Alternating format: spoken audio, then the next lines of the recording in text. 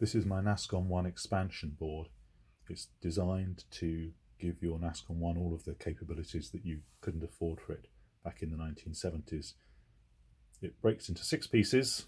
This piece here you throw away, but the other 5 pieces are useful. When you break it apart and assemble it, you end up with this.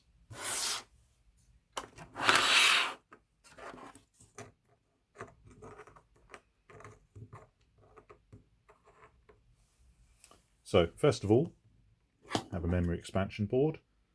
Here's single chip memory, which gives you an additional 60K, so it fills up the whole of the address space.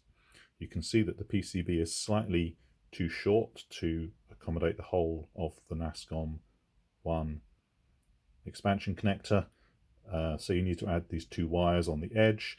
This was deliberately done to keep the PCB size down to 10 by 10 centimeters, which is the cheapest PCB price. Second board is, call this the SDcard adapter. So this board connects to the PIO connections on the NASCOM through those 2 connectors, and also connects to the cassette interface through this connector, and it acts as a virtual cassette and virtual floppy disk drive. It uses an Arduino Nano and a little adapter that has an SD card plugged into it, and it's got some level shifters and stuff on. Finally, these 3 little boards, these are adapters from the 16-pin dual inline connectors used on the NASCOM 1 to the 16-pin IDC connectors that are used on NASCOM 2. These IDC connectors are a lot easier to crimp ribbon cables onto and make connections, so these are kind of handy. So let's see it in action. Here's NASCOM 1.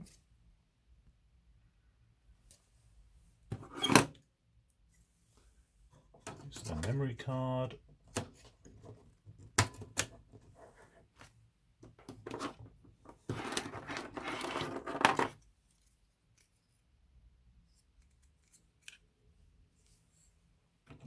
SD card plugs in like this.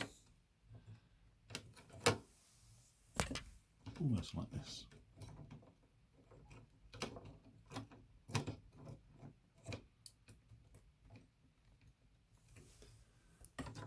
Goes into the cassette connector here. You do need to add a few additional wires onto the cassette socket here, but you don't need to do any track cuts on your precious NASCOM machine.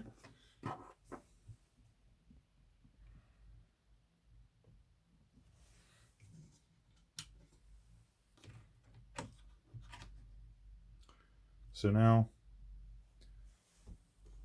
if I issue the read command from NASBUS, which would normally read from a cassette tape, then the drive LED goes on, and that's sensed by the expansion board, the SD card board, and when it sees that happen, it squirts along the serial interface piece of code, which is a little bootstrap loader.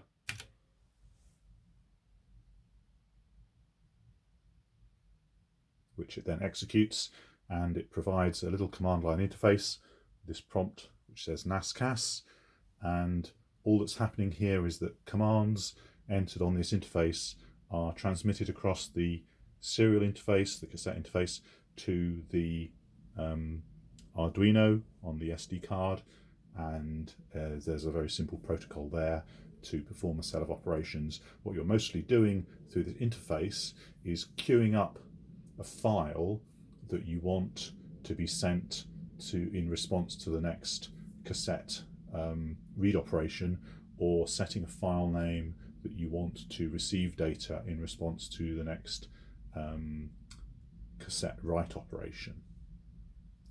So there are 3 separate file systems implemented on the board. The first one, which is quite small, is using the storage of the Arduino flash, And so if I want to look at that, I can do a directory of flash df. Here we can see 5 little pieces of code. It shows how large they are, it shows where they're going to load into memory, and it shows their execution address. So I can say I want to read from flash the program called Lollipop.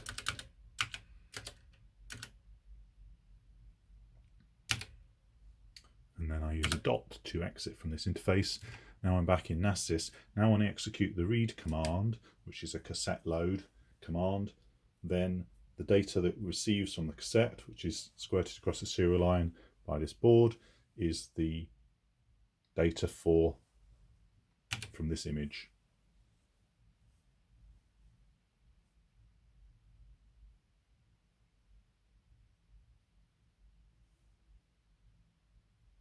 And you can see that it's going into memory, starting at address 1000, which is using the expanded memory, and it starts to execute automatically. And we're running this classic NASCOM 1 game, which actually would run on an unexpanded NASCOM, but here it's running in the high memory of the expansion board. Oh no!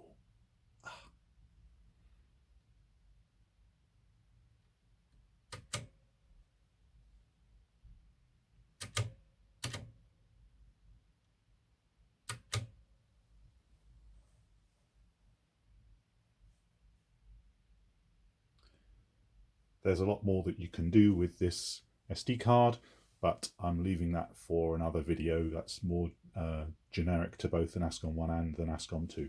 So that's all for now. Bye bye.